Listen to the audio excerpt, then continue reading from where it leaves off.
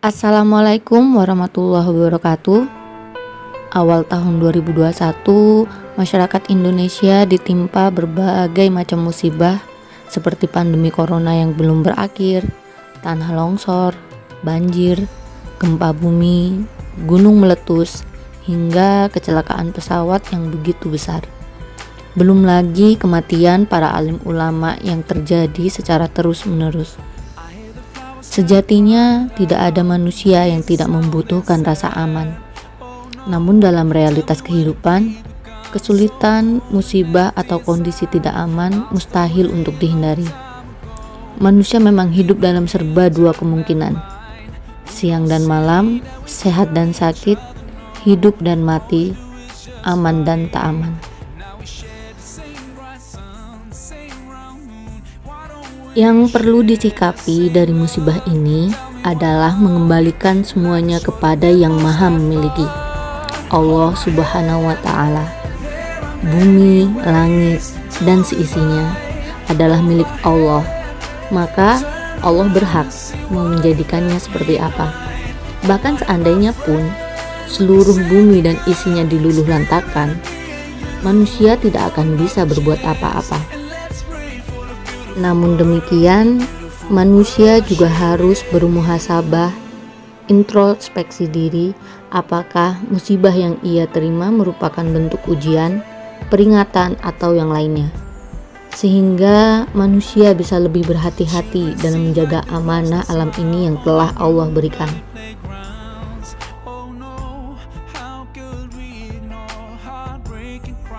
Dalam surah Ar-Rum ayat 41, Allah berfirman, "Telah tampak kerusakan di darat dan di laut disebabkan karena perbuatan tangan manusia, supaya Allah merasakan kepada mereka sebagian dari akibat perbuatan mereka, agar mereka kembali ke jalan yang benar."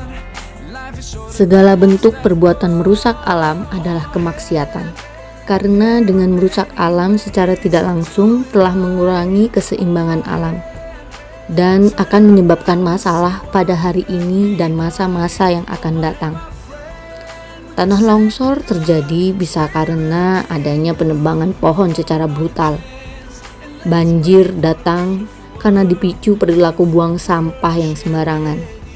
Sungai-sungai menyempit karena bangunan pemukiman dan area resapan air berkurang drastis akibat kian meluasnya aspal dan beton dan lain sebagainya. Orang yang berilmu dan beriman akan menjadikan musibah sebagai momentum meningkatkan kebaikan. Baik kebaikan itu tertuju kepada Allah maupun kepada makhluk itu sendiri.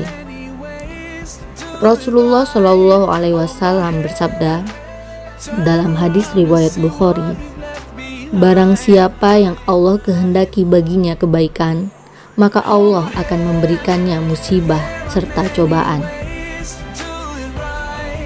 Segala musibah yang menimpa menjadi alat untuk kita bisa berzikir dan bermuhasabah diri, sehingga manusia dapat mengambil sisi positif, terutama dalam meningkatkan kualitas keimanan dan ketakwaan kepada Allah Subhanahu wa Ta'ala. Bukan malah sebaliknya, saling menghujat, saling menyalahkan antar sesama, rakyat dengan pemerintahnya, atasan dengan bawahannya, dan sebagainya. Namun benar-benar menjadikan musibah sebagai pembenahan terhadap diri dan lingkungan, agar tercipta kehidupan yang lebih baik, aman, dan tentram. Di setiap musibah atau kesulitan, ada kebaikan yang Allah selipkan di dalamnya.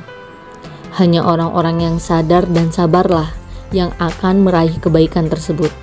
Dengan bahasa lain, musibah pun bisa memicu mahabbah, rasa cinta kita terhadap Allah dan sesama.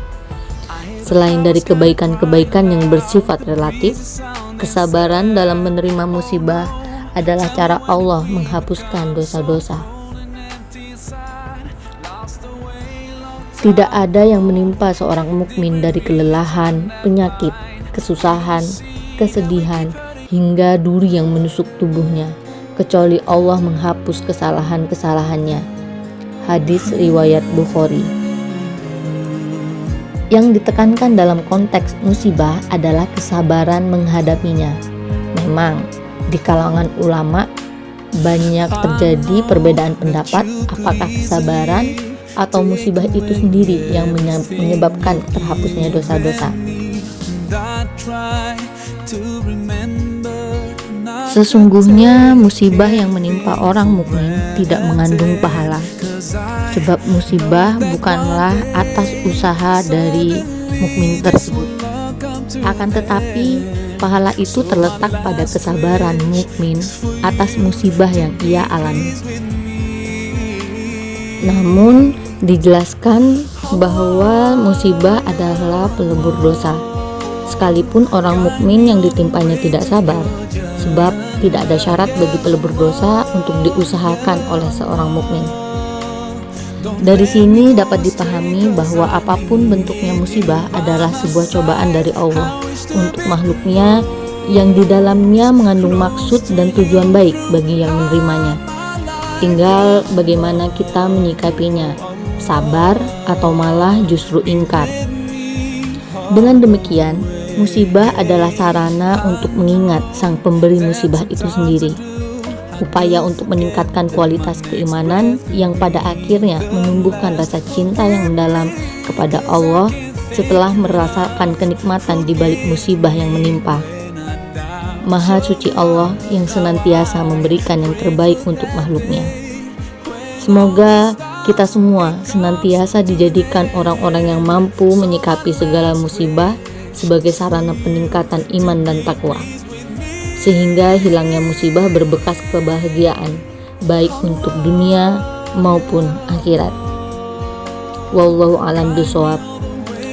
Wassalamualaikum warahmatullahi wabarakatuh.